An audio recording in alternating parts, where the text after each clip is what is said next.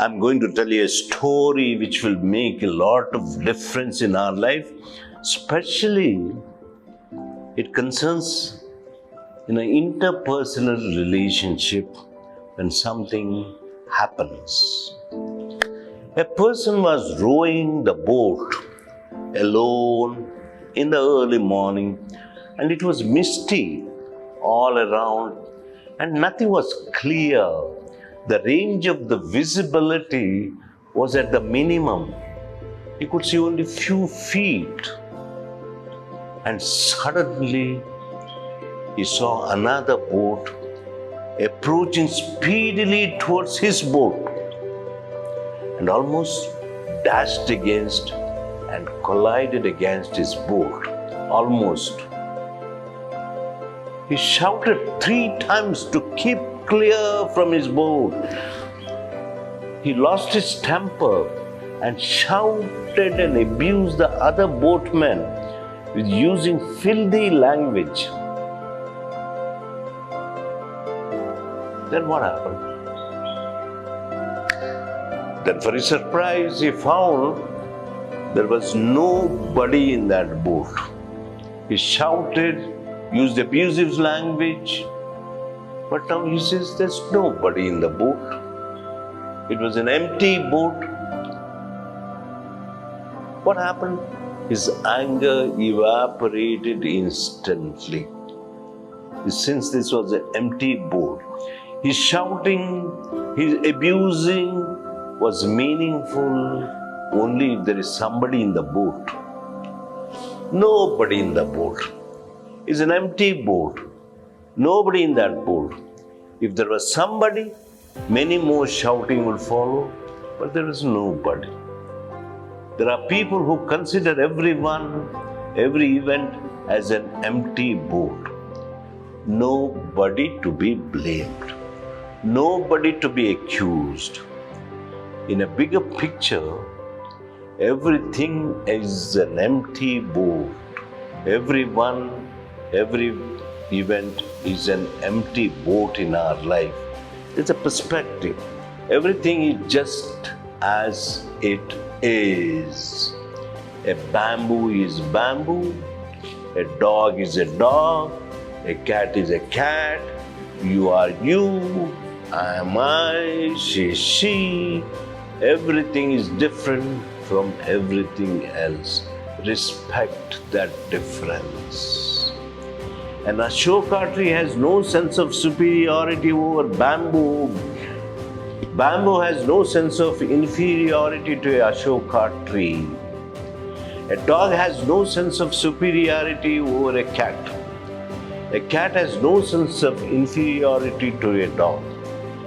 They just live naturally without any sense of evaluation and comparison.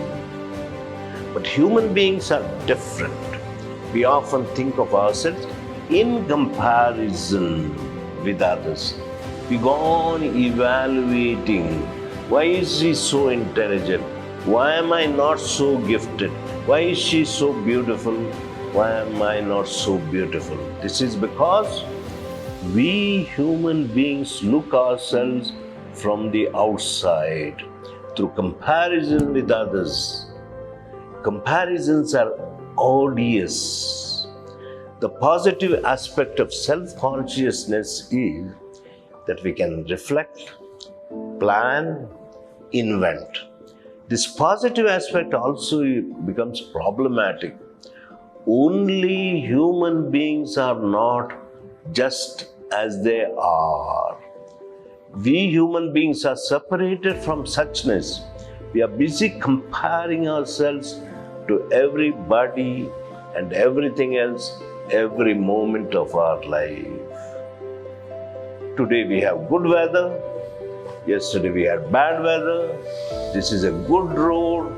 that is bad road, he is a good person, this one is a bad person, he is a good student, this is a bad student. Here the good and bad could be applied to road, weather, human beings. Throughout the day, we are busy passing value judgments. This is good, that is bad. Thus, we make distinction between this and that. By making distinction, we come to attachments. Love is a positive attachment and hate is a negative attachment. We like some things, dislike other things, attach to some things, reject others. All around us, people are in pain. Emotional, physical, relational, spiritual. Whatever it shows, the pain feels the same. There's a broken heart in every bench sitting here. Listen to this familiar story. There was a wise farmer. He had a son who was the apple of his eye. He was so much attached to his son. He was also the proud owner of a fine white horse, a stallion, which everyone admired. One day, his horse escaped and disappeared in the thick woods, unexpectedly, shocking. The villagers came to him one by one and said, "You are such an unlucky man. You lost his horse. It is such a bad luck that your white horse has escaped." You know what farmer responded? Who knows? Maybe it is bad. Maybe it is good luck. The next day, this white horse, returned from the forest, accompanied by 12 wild horses. The neighbors visited him and congratulated him that not only he got back his white horse, but 12 more for free. Again, he said, good or bad, who knows? On the next day, his son was training and taming these wild horses, 12 wild horses, to domesticate them. And one of the wild horses threw him down to the ground and unfortunately broke his leg. Once more, everyone came with their condolences, saying, "It's terrible. See, your son has broken, fractured his leg." And he said, good or bad, who knows? The poor son was limping for a month or two with his fractured leg.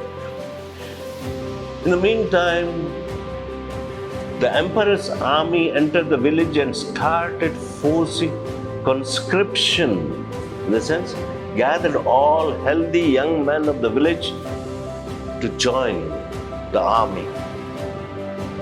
But the farmer's son was limping and they exempted him. They left him back.